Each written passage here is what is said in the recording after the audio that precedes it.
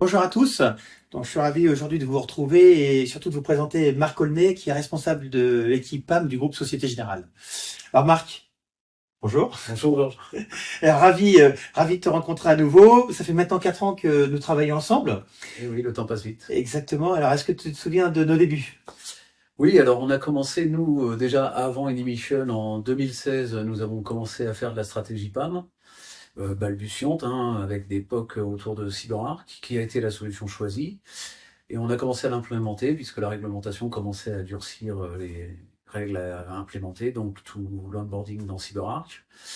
On a commencé où on avait un périmètre applicatif qui était raisonnable et qu'on pouvait gérer manuellement. Donc on a commencé l'onboarding manuel avec les fameuses feuilles Excel. Les gens remplissaient, gardaient des versions sur leur poste, etc., etc. On a amélioré ces feuilles Excel avec quelques formules. Mais comme les gens avaient des versions sur leur poste, ils récupéraient jamais la dernière. Nous, on savait jamais qui avait la dernière version, qui était la version active.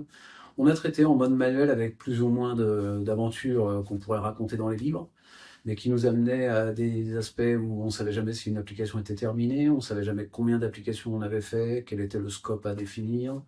Ça a été très laborieux. Donc, pas de métrique, et tout fait à la main, en faisant quelques requêtes dans CyberArk pour obtenir quelques chiffres pour la direction, qui étaient parfois même marrants, parce que dégressif d'un mois sur l'autre, ce qui était impossible, mais parce que la transformation se faisait impossible. Là-dessus est arrivée votre équipe, vous nous avez proposé un outil pour structurer ça. Donc les deux premiers use cases, c'était celui-là. C'était pouvoir embarquer de manière plus industrielle et pouvoir commencer à compter les choses de manière effective. Et ben voilà, on a implémenté Inimation, ça devait être en 2020. Absolument, c'est exactement ça. Voilà. En 2020, on implémente Inimation, on fait un premier POC. Et là, notre branche GBIS, donc la banque d'investissement, le test, va dessus, et c'est une grande réussite, puisque d'une part, on peut mémoriser, savoir quelle était la dernière version d'onboarding des comptes, commencer à compter quelques indicateurs. Donc là, on a des KPI qui commencent à naître, notamment le nombre de comptes traqués de manière effective, le statut de ces comptes, est-ce qu'on a de la rotation de mot de passe dessus, est-ce qu'il y a de l'usage dessus, parce que ça permet aussi de faire du ménage qu'on ne pouvait pas faire avant. Donc ça nous aide dans un inventaire actif. Savoir combien d'applications on a, donc on commence à avoir montrer à la direction le travail effectif fourni et la qualité de ce travail. C'est les débuts. Voilà. Alors justement, tu as les indicateurs de l'époque.